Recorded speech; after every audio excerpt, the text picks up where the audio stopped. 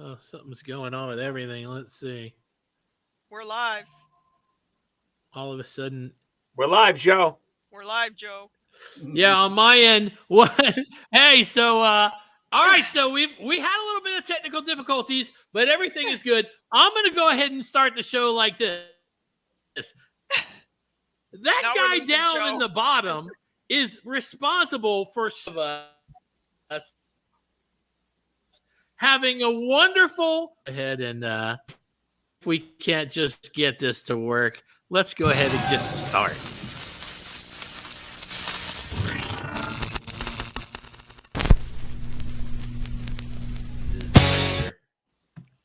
Oh boy.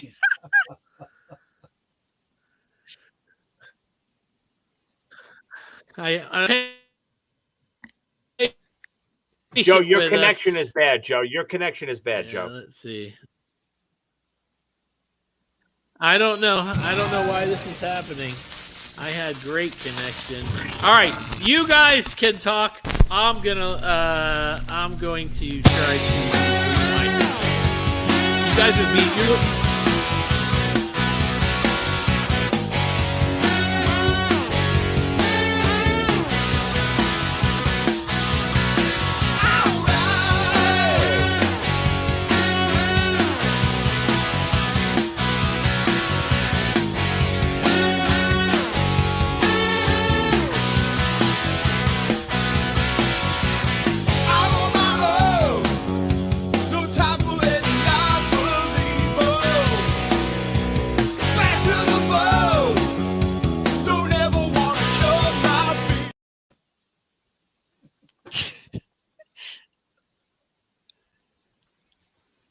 You're muted, Joe.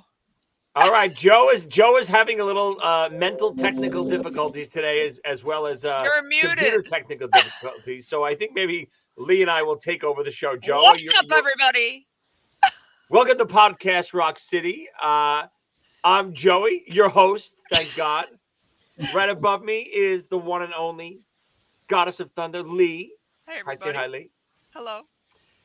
And we have a very, very special guest tonight. The man responsible for the Kiss Army. It's him. Welcome, He's Mr. Bill Starkey. He did it. So, Bill, I know it's been a few minutes to try to get everyone connected here. We're finally together.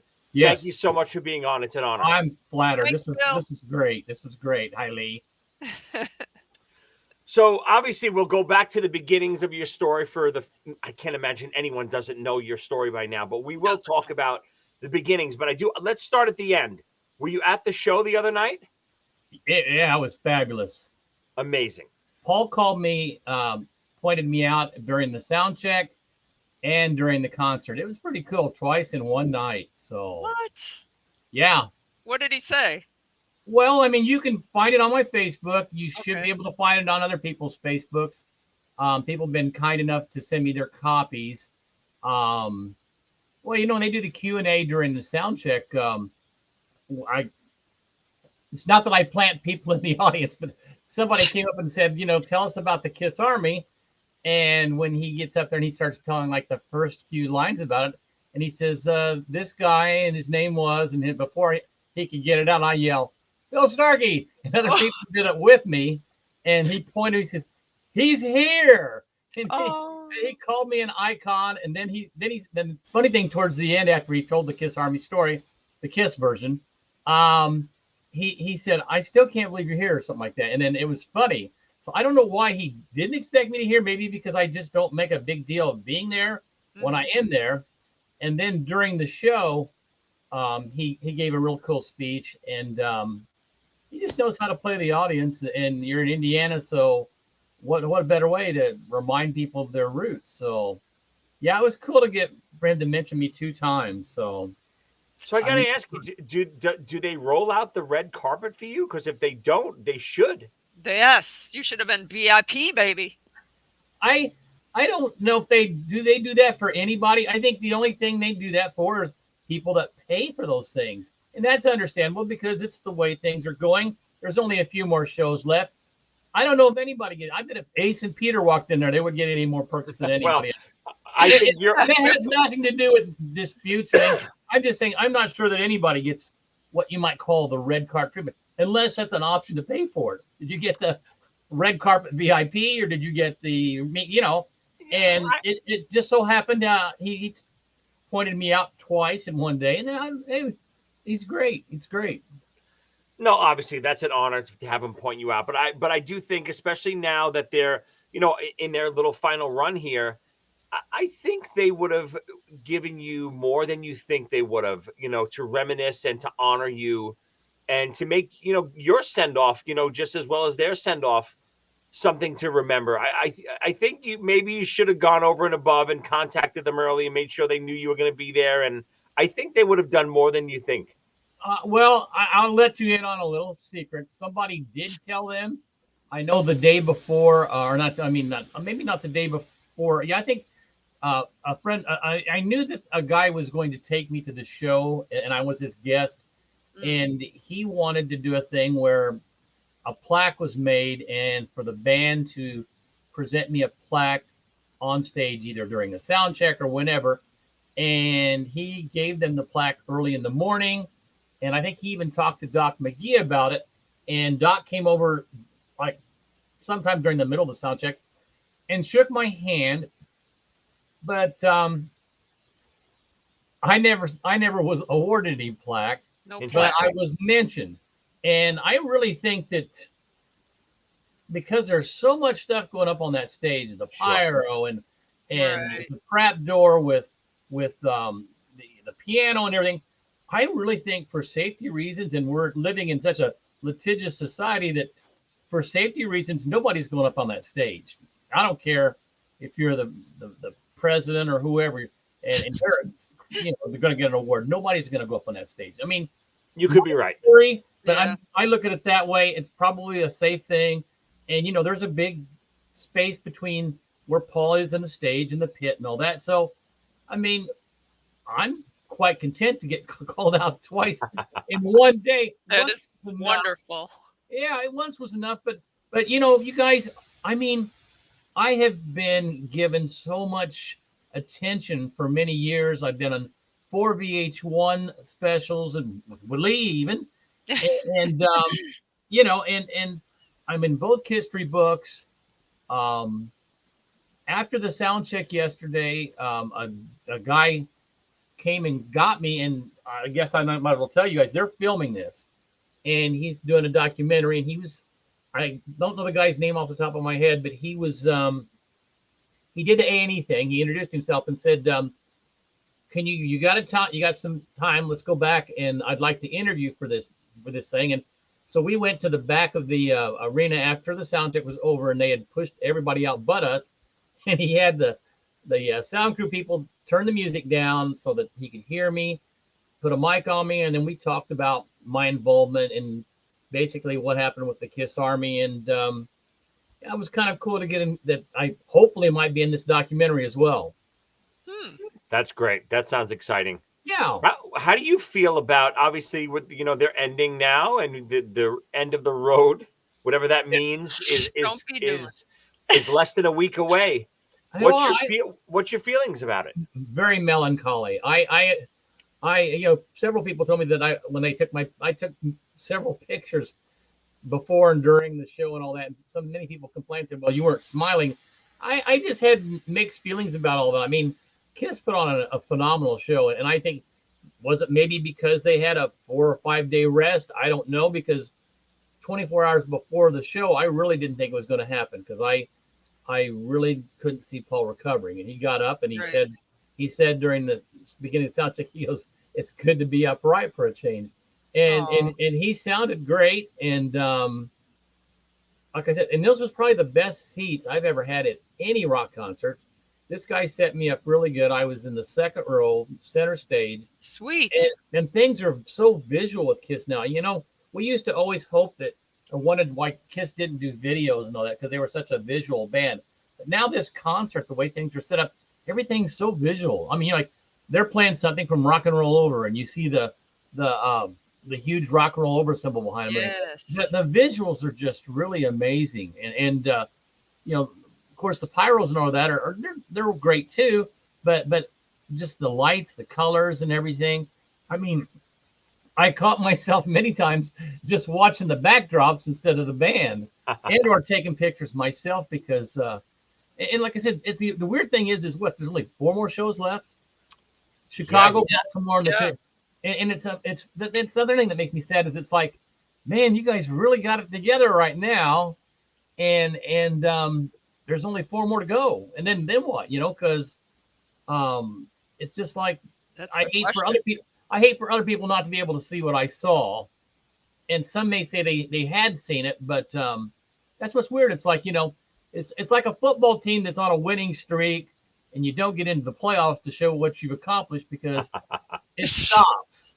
I mean, that's the only way I can describe it. But so good luck to those people in Baltimore, Chicago, and as a matter of fact, the gentleman that set me up for the indie show, he's got tickets for the second show in New York City, and I'll be curious to see what his analysis is of. But I think he had as good a time as I did. So.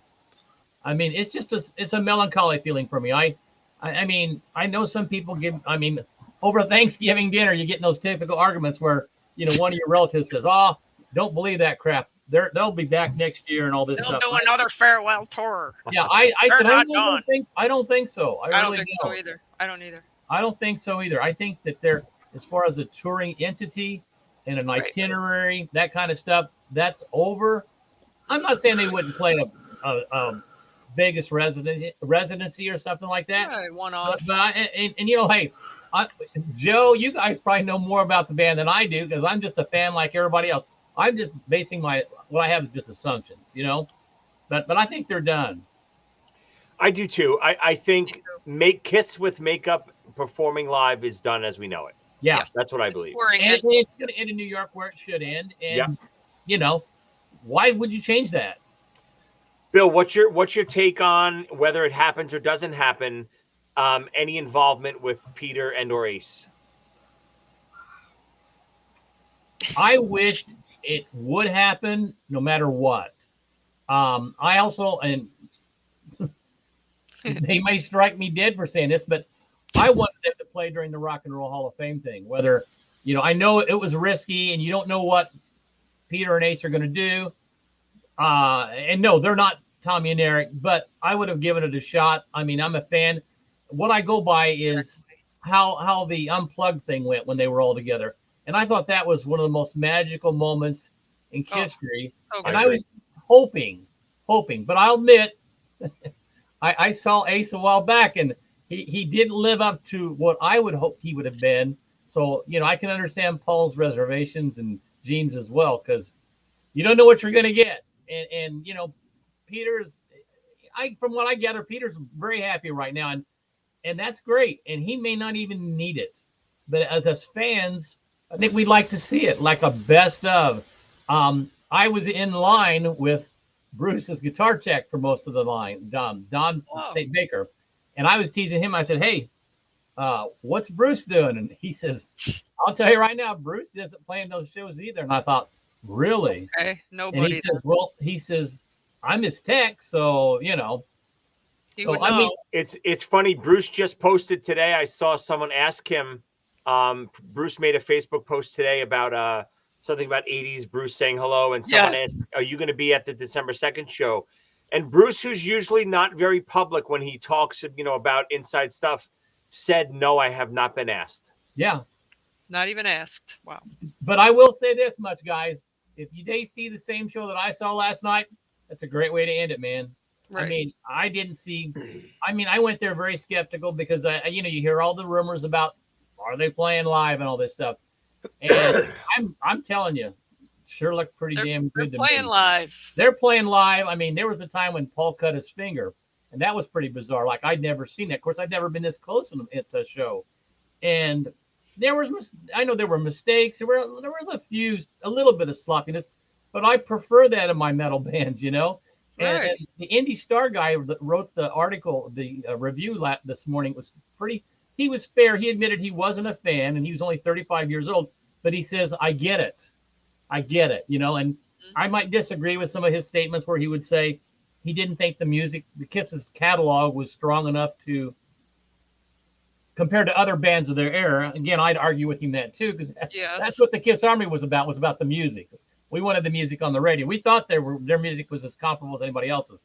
Yeah. But the review was fair. He said, he goes, I can see why I get it now. He said, so I mean, he did. And here was the weirdest statement. He said something about this wasn't the best show I had seen all year in Indy, but it will be one of the ones I remember the most, which I thought was really cool. Yeah, I mean, and I think that's what Kiss wants you to do, right? Kiss Yeah. wants you to remember them, good or bad. They want to know Yeah. that they made an impression on you.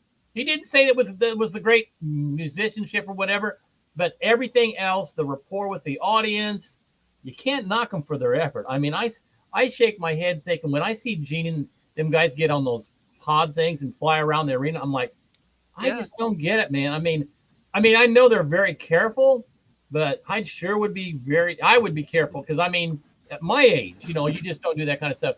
So when I watch them do that stuff, I just shake my head and go, wow, 70 years old. Cherry pickers and all that. The cherry pickers and Yeah. and- Amazing. yeah, I mean, and they just go all around the place, and you don't know if those things are going to work. Wow. You What know, was I the mean- sound check like? How's the what? I've never been to a sound check. Was that pretty cool? Well, and here's what's cool about it. For all those people that say they're not playing live, they need to come to the sound check. Right. Just by God, they are, and I would be fine with it. I mean, if they would just play the sound check that way, the whole damn show. I don't need the pyro. I mean, the visuals are great, but like I said, one of my favorite Kiss shows was in the '90s when they did the convention stuff when they were all unplugged. Because then I heard a different version of Kiss stuff. So, yeah, the sound check was fun. I mean, yes, they played pretty much a scripted sound check thing, but I like the way they do it, and they're into it. The Q&A wasn't as long as I would have preferred, but hey, I was in it, so I mean, how can I complain? Right. You had a shout out. I got so, but I tell you, I just because you read a lot of crap and you're just thinking, okay, I'll go to this objectively. Let me see, because I don't have any skin in the game. I mean, I'm not getting tickets from them or anything, or red carpets or anything, and it's fine. So I saw it for myself, and it was great. They do some real deep cuts. No, you're gonna get the stuff. You're gonna get. I mean, I'm not a big fan of Say Yeah, and I'm not a real big fan of Psycho Circus. Well, and that's for Joe then. But those songs are going to be in there, and I just if you don't like those songs, the visuals are still great that they're going to get you through the songs. Right. Okay, and Paul's banter between like when he'll talk before he plays Deuce, and he'll say, here's something we did many years ago, and it's off the first album, and that kind of stuff, or yeah, this is it's like he's giving you the history of the band right there, in as few songs as any songs as they can fit into the schedule. So I was very happy with what I saw. Like I said, it was a melancholy thing, but if they're going to go out, I don't think anybody left Gamebridge last night, and I didn't see any empty seats. I don't think anybody left. Like Paul says at the end, did you get what you paid for, or whatever? Yeah. Yes. Or something like that. And that's well put. And if they follow this through with Baltimore, Chicago, and New York, what a great way to just leave. I mean, Good. What can anybody say? Joe, you're back. So you Joe. guys, think you guys hear me Joe's and back. see me fine? Yes, you're back. Good Lord, that was really weird. It's like What happened, everything Joe? crashed. Everything crashed at one time. Okay, so the good news is you guys can keep doing the show if that happens. Bill, thank you for being here. You and I have spent time together. We've actually, you and I were in Indy, and we shot a little 30-minute documentary together called Makeup of an Army, where you told your story. You guys that are watching this live right now, I'm going to make sure I post that on Facebook. So you guys can check that out. It's on my YouTube channel too. I got a Awesome. YouTube thing, and one of my favorite things you put together, very professional, and what Thank can you I very say? much. Yeah, So check out my podcast stuff, because I try to include everything I can in there. As long as you do this stuff on YouTube, I can put it on my YouTube as well and add to the Awesome. Add to the thing where Gene and Tony Tennille are talking about me, odd stuff like that. That's weird. Okay, so here's a question. I was trying to follow along while I was troubleshooting. How about your emotions? Did you tear up at all? Did you end of the show's happening? Did you get like? You know what I'm saying? Was it like? Did it well up inside of you? This is the end. Like the reunion, I cried at the reunion. No, I didn't because it was, you see snippets of what you're going to see at the end of the show on other people's YouTube. And at the end, when the lights came out, I had fans coming up to me, people that I didn't even know were there, like Nico from Strike Force, who I knew, but I never had met. And then Russell Daneker came up to me, and there was like guys I didn't know that were there in the audience. And they said, "Oh man, I got a copy of when Paul talks about you or whatever." And, we were all just kind of yapping and walking out of the room, because then they were forcing us out of there like crazy. We weren't allowed to hang around any longer than 10 minutes or so, and they just started pushing us out the exits. Oh. So I can't say that I got emotional about it. I mean, because the guy I'm with, he's going to see him in New York. So, maybe that'll be his deal, because yeah, you get to see him then. So, all right. So let me ask you this. You're sitting in there, you see the Kiss Army logo. Of course, when you walk in, it's there. I mean, I can only imagine the kinds of flashbacks you must have to, like, I know that you told me one point that when all this blew up for you, you actually sat backstage and talked with them out of makeup in the 70s and just had a conversation backstage. And I remembered you saying, it felt very surreal. Mm-hmm. Yeah, because in 75, we didn't have, they hid their identity very well. There was this macabreness or some mysteriousness about them that the only person that really talked was Paul. And, in real life, Paul sounds nothing like the stage persona. So, I'm sitting in a Chinese restaurant, eating pizza, not Chinese food, with Gene and Paul. And the guys at Rush are up in the bar. Oh. Ace and Peter are playing pool behind us. And they were just being really nice to me. They were entertaining me. And Gene said something funny. He goes, we're not all buttholes in the music industry. And I think that was in reference that he saw me kind of get a little ticked off when I was at the radio station with Rich Dickerson and I going back and forth. But, Rich was just being Rich and spicing up the moment. And I wasn't upset or anything like that. And then you're thinking, here you get your time with Kiss. What do you saw? The first thing Jay and I said was, or asked us, "Hey, what's the second line in Deuce?" I mean, like, what the hell? It's like Wayne and Garth, and he goes, I mean, that was what the first. And then with Paul, I think I asked him about what his hobbies were or something. At that time, he said he was collecting antiques. And then I asked him. I asked him what happened to the Firebird guitar on Kiss Alive, because I never saw it anymore. And he told me it was broken in the studio. Oh. That's how weird we were when you're 18. You just talking with Kiss. You don't know what are you going to say to them. Right. What do you ask? Right. And then when they come into the room, they're all on platforms.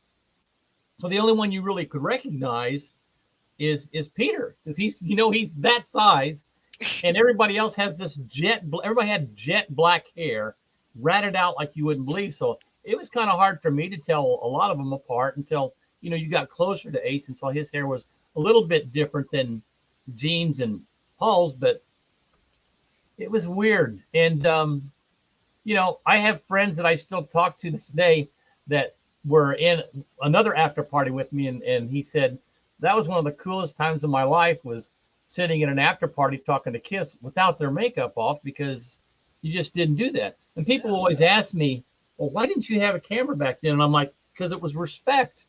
You knew you were being allowed to do something, so why would you mess up a good thing? Right. You know, I didn't. I Absolutely. unfortunately didn't carry a lot of cameras with me anyway during those times. So, a lot of the Kiss Army stuff, you know, I probably should have done a better job of documenting, but I couldn't. So, you know, it is what it is. Bill, we've heard Kiss's version of your story so many times, of course. I don't know if I've ever actually heard the story come from you. I'm sure it's different. From I'm the sure it's man not, himself. it might not be as Hollywood as Kiss, but give us your version of the beginnings of the Kiss Army. I was asked this by the guy at the A&E documentary, and because he heard, you know, Paul talk about it, and I told somebody else too after the show. I said, honest to God, we have never sat down one-on-one, any of us, and discussed it.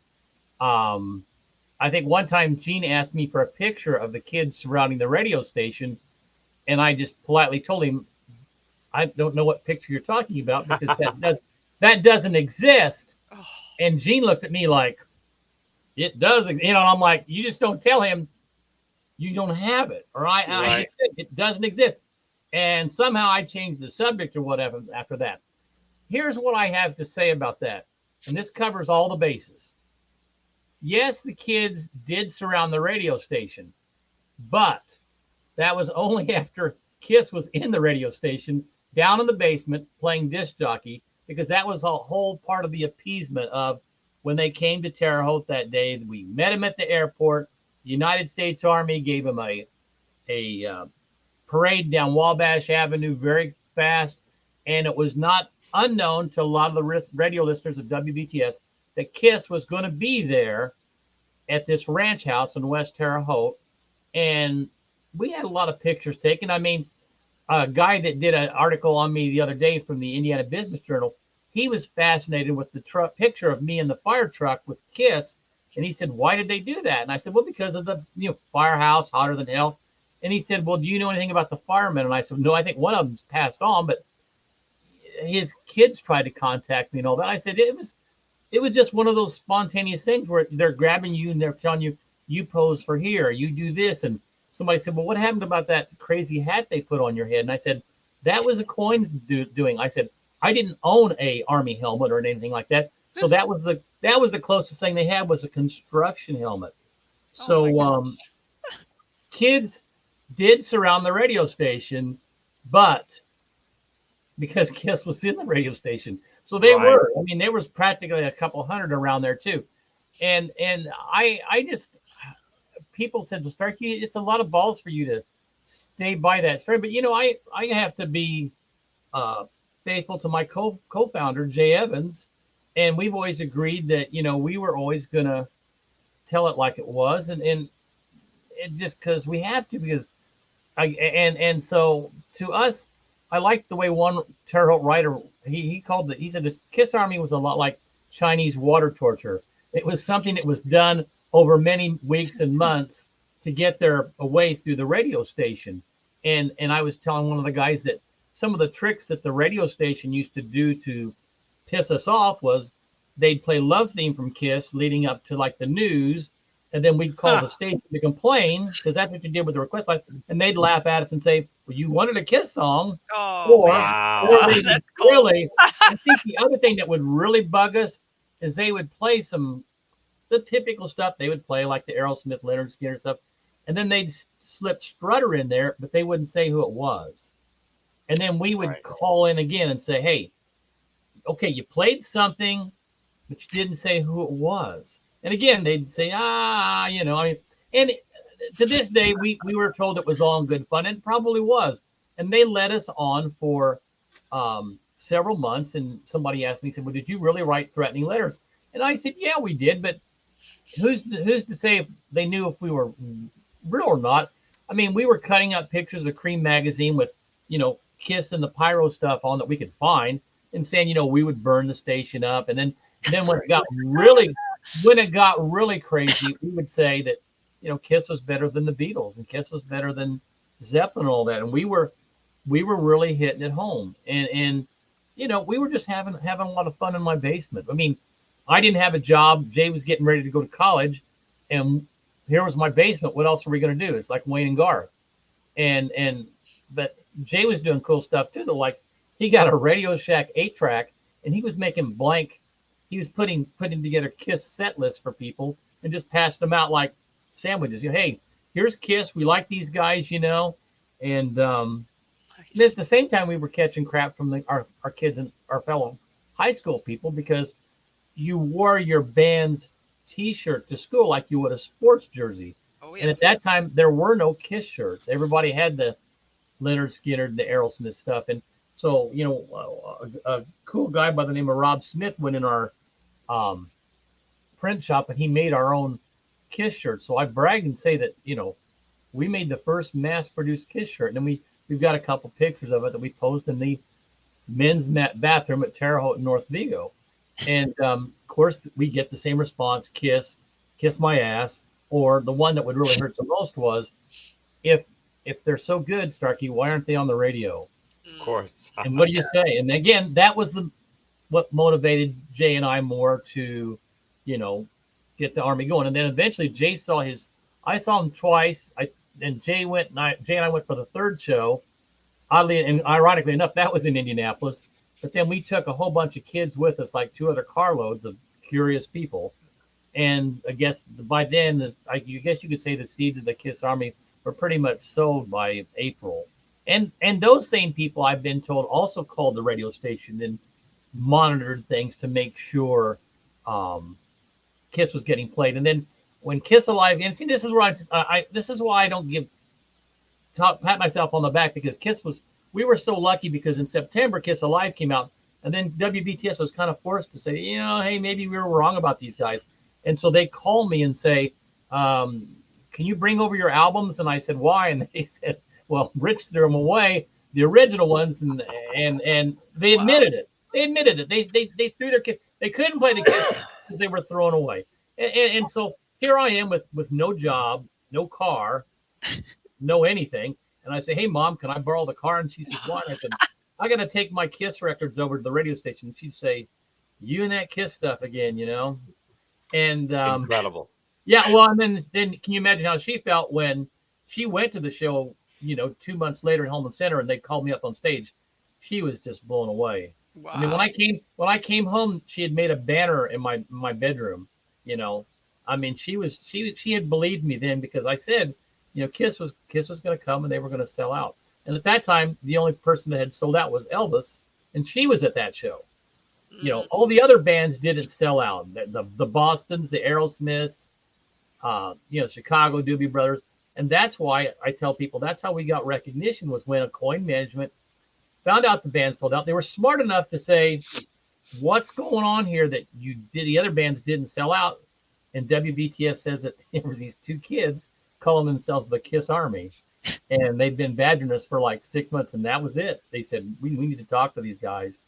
And then when they told me Kiss wanted to meet us, I really wasn't sure I wanted to meet Kiss, because to me, they were like, ugh. It's like, you want to meet Marilyn Manson or somebody? I don't know. But to me, they come off really, I didn't want to meet Kiss. It wasn't an objective. We just thought that they deserved a fair shake, and we still do. Just a magical time to not only Man. your story, but hearing from a Kiss fan like yourself that started this Kiss Army from the time before Kiss. Again, because when I became a Kiss fan, I'm a little younger. I became a Kiss fan in 1979, and they were already the biggest thing in the world. So hearing stories about before they were that mega band, bigger than life band, and having people like you really push for them, where they were a little bit maybe the outcasts and they weren't getting played on the radio and no one cared about Kiss and they weren't selling out. And then you being that catalyst for all that, especially in your area and your demographic, and then seeing them, you almost took that journey with them. It must be an incredible feeling to be part of that and go along that journey with them to superstardom. I just tell people that I was very lucky, because if you look at it, I saw them. This is the timeline. I saw them opening up December of '74, and they were the second band on the thing with ZZ Top. And then I saw them play last to REO Speedwagon and a bunch of other bands 3 weeks later. they're their opening acts. In April, 4 or 5 months after that, they do their first headlining, and they do that with Rush, and it was a decent crowd, not a great crowd. This is April of 75. Well, think about it. Then all the way Kiss Alive comes out in September of 75. They come to Terre Haute and sell out, and after that, it was just gone. I mean, they were selling. I mean, that was it. I've never seen a band, and probably never will see a band rise in that prominence in that way. I mean, that fast. And I was just along for the ride. Like I tell people, I was just really lucky. Who knows? If Kiss Alive had not come out, maybe we would never had any of this. We wouldn't be talking.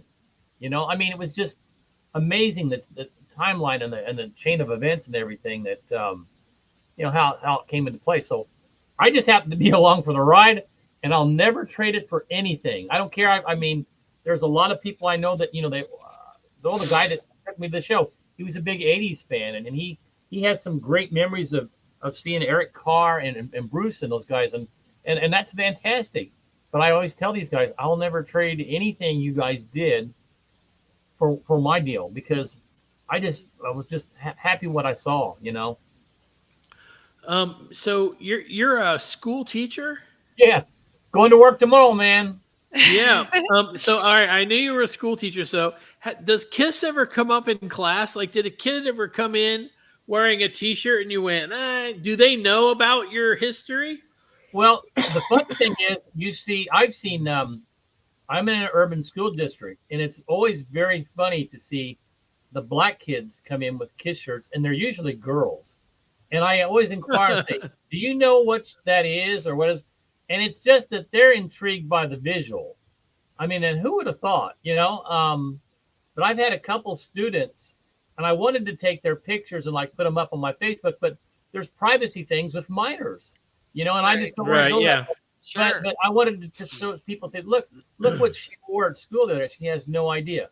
Now, all my kids have phones these days, and they all have their laptops. And it's not uncommon to Google something. Well, it always takes one kid to Google Mr. Starkey. And then they they'll see my YouTube stuff. And one of the kids asked one time, I said, well, did you listen to any of the things what I had to say? And he says, no. He says, one of them's like an hour and a half. I thought, I mean, I'm sorry, but that's how long the interview went. And another kid said, and this was the older kids, but then the younger kid, I remember he said something about, he said, these guys are cool. They have their own coffins. And I told my brother that, and my brother said, he goes, wait till they find out they have their own coffin or their own condoms too, because you'll probably be called in the office. But the last thing I'm going to say about the school thing is, and this is my favorite line, is when a couple kids will get together and they'll say, Mr. Starkey knows Kiss. And I'll say, no, Kiss knows Mr. Starkey. Yeah. Nice. That's terrific. That's terrific. So there's absolutely no chance you're going to be in New York. No. Boo. No. I got my New York last night. That was my New York. That's great. Okay. I have that that's in my fine. mind, and I think that's what New York's going to get, and good for them, because it's great. So, will you be watching the pay-per-view? I don't know yet. I don't know. If I would, it would be with the guy that took me to the show yesterday, but he's going to be there. So that's my answer to that. So, yeah, the three of us will be there too, Bill. That's like really? my Knoxville was supposed to be my last show. And Oh, it got Lee, that canceled. was And I was terrible. so heartbroken. And I'm like, now I got to go to New York. Yeah. I feel bad for Knoxville, because I was one of those people that I was reading everything just as intensely as you guys were doing, because I was going to know how that would affect my show. So when Knoxville Right. got canceled, I really thought Indy was going to be canceled too. I was so shocked Right. when it wasn't. And who I knows? thought maybe all of them up to New York might be Yeah. canceled, to be sure he was recovered for those important, New York, the last shows are so hyped and everything. Well, let me tell you, he pretty damn well recovered last Great. night. And Did he have any voice issue, like No. phlegm or anything? No. and I hear all this crap about, they say, well, his voice isn't what it used to be. But to me, it's good enough. He knows his limits, and it was great for me. I mean, like I said, I just thought there might have been a few guitar parts that maybe a little, were a little off or out of tune, kind of. But I expect that in a high end, high energy metal show. There's going to be. I mean, that's Sure. that's why it's live. Yeah. So Then you know it's live. yeah, it's live. You know damn well it's live. And like I said, I don't have a pony in the show or anything. I went there saying, well, it's like the one time I saw Bruce Springsteen. Like I said, okay, impress me. And then you go, okay, wow, you did do everything everybody said you would do. And that's what happened. They dotted all the I's. Any predictions? You think anything special will happen on December 2nd? You think the very last bow will be anything different than it was at your show? No, I really don't. But I know there's not going to be an opening act from what I gather in New York. So maybe that might have something to do with why something else might happen. But I just don't see anything changing. I don't think it's in it for Peter to want to do it. And Ace just keeps sticking his, I don't know. Ace keeps saying stuff that like, oh man, you can't say that and expect to get, up on stage with those guys. I mean, what are you thinking? So I was praying Peter would come out and sing Beth. That would be just, people would go Lee, I'm with you. Just bring the stool out. Peter, people would go berserk. They would. And I think he would like it too. I mean, so too. If I knew Peter and I would say, this is Bill, and I would give it a shot. It's not really for the monetary thing. It's right. What the fans remember and what you want the fans to remember, instead of the fans thinking, well, it could have and should have been, but it wasn't. So. And it seems like Peter's been really not vocal about it. He's just a sweet guy. He hasn't, Peter doing Beth would be the only logical thing, that only because of the makeup, because I don't think Peter or Ace want to be on stage with Tommy and Eric in the makeup. They definitely won't wear the makeup themselves. So Peter coming out, no makeup to do Beth, and taking the bow at the end would be the only thing that I could possibly see happening. But I don't think anything's going to happen either. And can you imagine? This is just stupid Bill thinking about weird Kiss stuff. Can you imagine Bruce getting to play any of the 80s stuff and just, Tommy being in the background? Bruce doesn't have to paint up or whatever. I mean, that would be cool. That's just me thinking, adding your Peter thing, adding Bruce thing.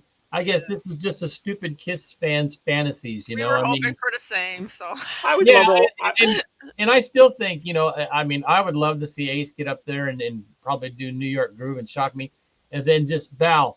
And I bet, I don't know if it's true or not, but I guess Ace's deal is he doesn't want to be up there with other people in his makeup. Yes.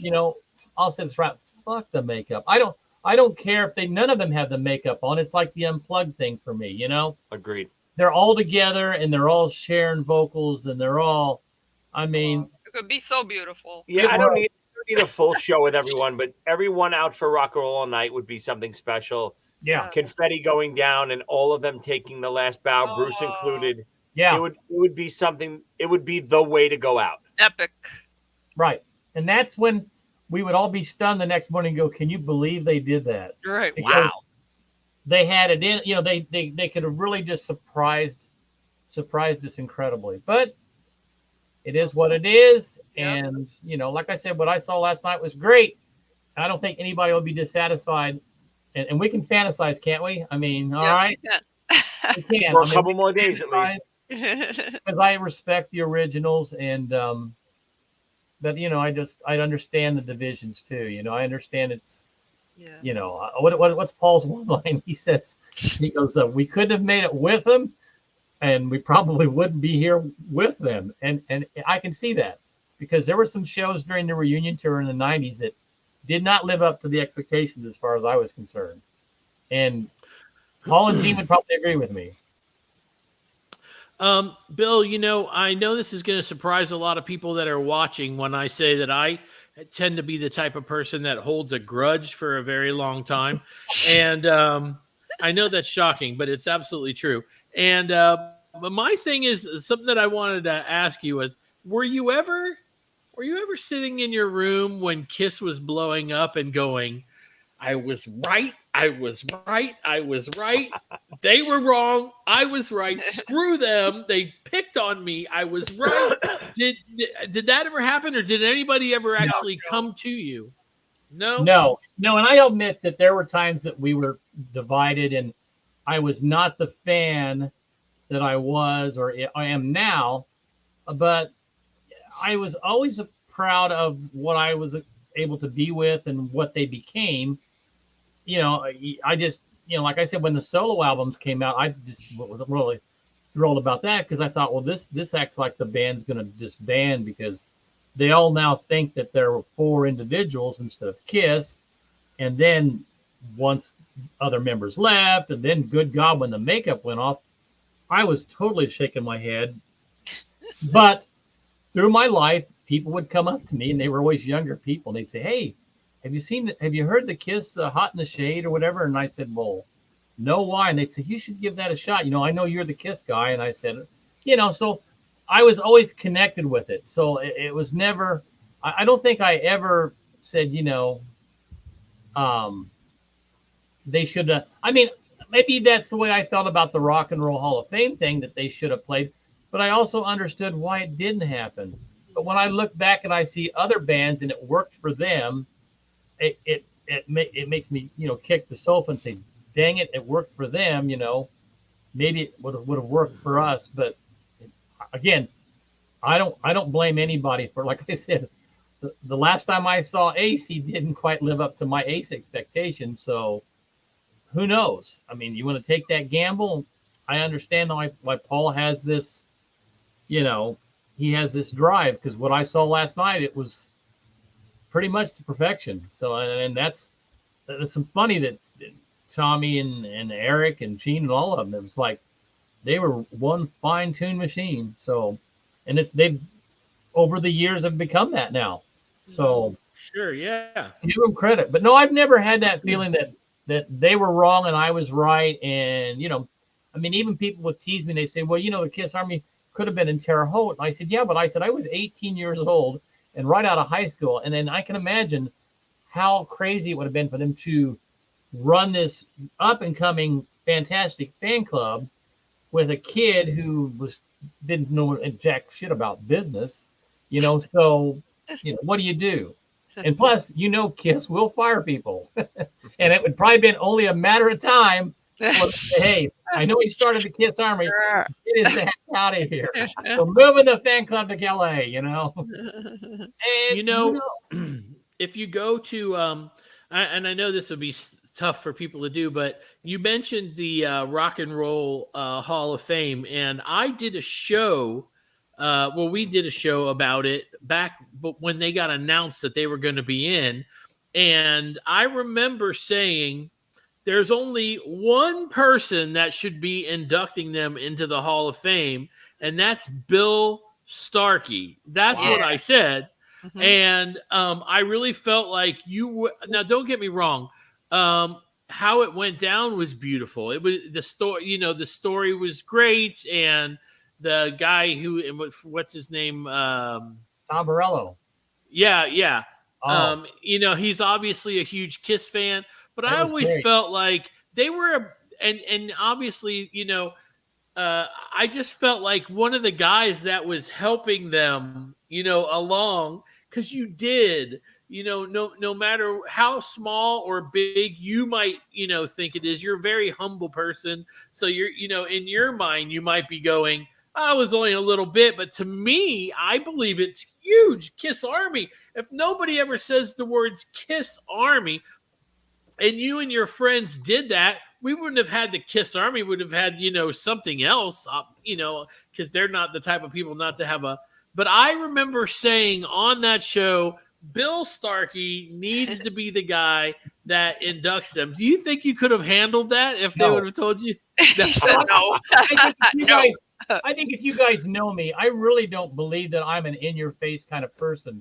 You're I think private. I'm more of in the background kind of guy. I mean, I know the whole Kiss Army story sounds real radical and bizarre and all that, and forceful. But I think most people that have met me, they always say, you're really kind of more, more pious maybe or something, and maybe I don't even live up to the expectations of the leadership. And I think I don't know that anybody could have done it better than Tom Morello did it. I mean, it was a great lot. What was ever was written was phenomenal, and it was just great. I couldn't live up to anything like that. Again, it's just not my personality. I don't think, I mean, I know you think of that when we went after the radio station, but me either or Jay, either one, we just don't have those kind of personalities, That's just it. I mean, I'm totally flattered, Joe, that you would think that. But I also wasn't real happy with the Rock and Roll Hall of Fame anyway, because it had taken so many freaking years. So Yes. I mean, to even acknowledge it at the time. I mean, don't get me wrong, I'm glad they're there and all that, and they're there because of the fans. But I was so insulted that it took so long. Yeah. I didn't really know how to take it. So, but I'm not like one of those people that, hold it against the Rock and Roll Hall of Fame, years after all that. If anything, I'd like to see, now this I would do. I would like to see the Kiss Army inducted into the Rock and Roll Hall of Fame with the band as a fan club, as it is, like with the merchandise and stories about amazing Kiss fans that I've met from all over the world and the things they've done. I mean, people I talked to, that was their 100th Kiss show or whatever. I mean, that's what I would like to see. A Kiss Army thing where they would nominate. I mean, because to me, it's one of the most incredible fan clubs to go along with any band, and I would like to see that representation in the hall. I would also like to see my own hometown, Terre Haute, put up a monument like Cadillac has, at least right outside Holman Center. Right now, the only thing they've got up there, and rightfully so, is the one for Larry Bird, because Larry Bird was a legend, and he packed that place for many years when he played for the Indiana State Sycamores. And I just think, though, that I have people that contact me randomly, and they'll say, "Hey, Starkey, I'm on this business trip between here and Atlanta. I happen to be having a stopover in Terre Haute. Can you tell me where the radio station is?" I'm like, what the hell? And this might be 5 o'clock in the evening, and I'm like trying to explain, well, you have to go out to here and you cross a bridge and over there, and it's a ranch house, and then they'll say, well, where's the radio? Where's Holman Center at, or where's the airport? I said, well, those are kind of easy to find because Terre Haute's pretty small, but it just kills me when these people call them like they're wanting to like a tour of Terre Haute. It's So the little radio station is still there? no, it is there. It was a ranch house when it was a radio station, and it is somebody's home now. Wow. Oh, wow. Yes, and when WTHI did the 35th anniversary of the Kiss Army, you'll find this on my YouTube channel. When we did the 35th anniversary, that was one of my goals, was to go out to the radio station with the camera crew, and we were going to talk to the homeowners. And so I brought out my Kiss scrapbook, and we talked about that. And the funny thing was, I showed the lady, I said, look, Kiss was in your basement. Ooh. And she laughed and said, well, the ceiling tiles are still the same. And her husband was one of the people that was outside when Kiss was in. He was one of those people that was surrounding the station, mind you. Wow. Yes, so he did. But Right. the funny thing is, the guy said he was always an Aerosmith fan. Oh, I man. said, okay, to each his own. In And, the end, still no So respect. yeah, so an Aerosmith fan is living in the home of where the Kiss Army radio station WBTS once resided. Did he know that was the house that he bought? Yeah, Oh, he was one of the oh, people yeah. that surrounded it. Yeah, I I'm know, but sorry? did he know when he bought it that was... Yeah, I think he did.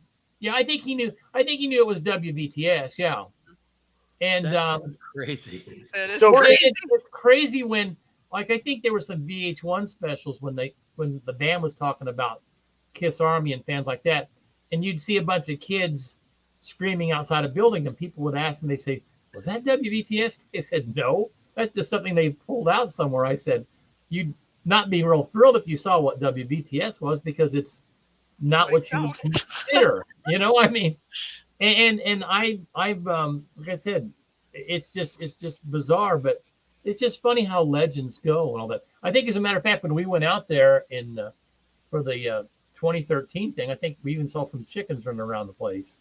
Oh, Very, very Terre Haute, you know. awesome. So, That's Bill, crazy. there's no better person to ask this question to, the founder of the KISS Army. Now that KISS is coming to an end next week, what does the KISS Army do? Yeah, what do we do? Wow. We I have, guess- we have no war to fight. What do we do? I guess we Tell wait us, for the oh leader. we wait for the next orders, I guess, because I think this is what's really weird is, you know, there's been dead times with the band, and I've been lucky to be a part of some really tremendous KISS expos, and Right. it never surprises me how KISS fans can get together from all different eras and still have a good time. Yep. So We love the hang. yeah, I think that some things will fill the void, I'm sure. I really don't think that you're going to see KISS 2.0. I know the band talks about that, but I mean, there's already Mr. Speed's out there, and they're pretty damn good. So, I mean, I don't know, but I'm sure that there'll be something going on, because I don't know. I mean, I laughed. I thought one of the things I thought would be neat is if KISS did something on Broadway, because I always thought the songs were pretty cool, and you could see I could see different interpretations of songs and you know, that kind of stuff, and maybe a Broadway musical of KISS from their history. Now, I've had people tease me and say that they not KISS fans, they weren't KISS fans, but they enjoyed some of my interviews on my channel, and they said that they knew some people at Netflix and said that the KISS Army stories are pretty entertaining, even if you're not a KISS fan, you know, because I talk about the stupid stuff we did, and like when J.R. Smalling told me to pick up girls and I couldn't do it, and you know, and when they told me you were going to meet KISS, I didn't really want to meet him because, you know, they were just too strange, and you know, they said so who knows? But I mean, Netflix is looking for content. Let's do a KISS Army story, you know. That's interesting. All right. So listen, here we are at the end. Bill, thank you very much for being. I have one last question. How long do you think the spacing will be between the lights going out for the final show and us finding out what's next for the band? 6 months, a year, a week later? Do you think that they're going to even say 6 months? 6 months. 6 months. I you know, Gene is a very ambitious dude. I was gonna say. I think though that he really wants to take a breather, but I guarantee you he's got something up his sleeve, and Oh yeah. I'm sure Paul will go along with it. So who knows? I mean, like I said, they were doing a documentary. I didn't know about that yesterday. So well, that is great to hear. That is great to hear. Maybe we'll be lucky enough to. That might just be the next thing. So we'll have to wait. Bill, thank you very much for being here. We absolutely appreciate it. I honestly, you've been on the show with me maybe 4 times, a couple of times when we had the radio show, and you're always eager to come on and talk KISS with me and anybody that, and you know, and us, and man, we really do appreciate it. You go ahead and get some rest, and we'll talk to you soon, buddy. all right. Thanks, Bill. Thank you. Thank you. He's great. I mean, Awesome. like, Great. serious. He's such a sweetheart. You know, he is very nice man, and Yes. I've never heard anybody say a single negative thing about him. He's just so always been nice friendly, when I and met him, yeah. I met him in some expos. Yeah, me too. Yeah, it was So nice. yeah, one of those things. It's like I made sure I got him to sign my my History. box set. Oh, your box. My box set, yeah, because I always felt like he was a big part of it. And anybody that denies that he is, I mean, he even is like, I don't know, you know what I'm saying? But it's He's very to me, humble. I He's don't. very humble. To me, it's undeniable. So thank you guys for watching. Lee and Joey and I will all be in New York this weekend to see the final Kiss show. Joey will be on Thursday. If you're in town, Joey, tell them what's going on. Mm-hmm. Yep. ZO2 just released, my band ZO2 just released a new record. It's technically not out until December 5th, but we're doing a CD release party out at 89 North in Long Island. It's about 45 minutes from the city. If anyone's in town early, come check it out. I'll be there. Joe will be there jamming. We're doing a full Kiss jam after the show. Lots of big musicians coming down. Matt Starr, guys from TSO, tons of really cool musicians just jamming on Kiss songs all night. Come out and spend it with us. But I think the three of us will also be hopping around some Kiss pre and post parties on the 2nd. If you guys have anything fun happening, shoot me a message on Instagram or Facebook. Let us know where you're going to be, and we'll all try to hang out. Absolutely. I'm trying to decide, guys. Makeup for the show or no makeup? Dang, Lee, that's a tough one.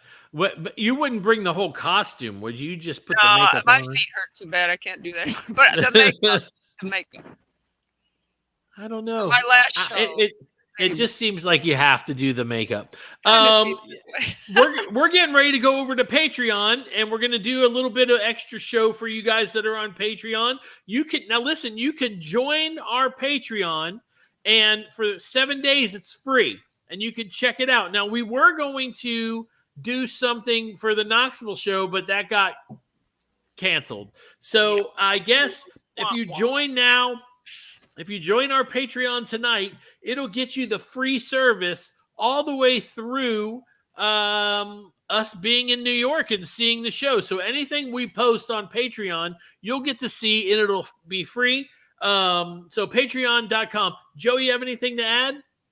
Nope, that's it. I'll hope to see everyone next Saturday in New York City to celebrate the end. Absolutely. Lee? Yes, New York City. I saw a bunch of people in the chat are coming. Come say hi to us. Yes, yeah, find us. Come hang out. Yes, absolutely. You know what I'm going to say? We love Kiss, and we love Kiss podcasts. And you know, and you're going to hear the commercials for all the ones that we love right after this. In 3, 2, 1, peace.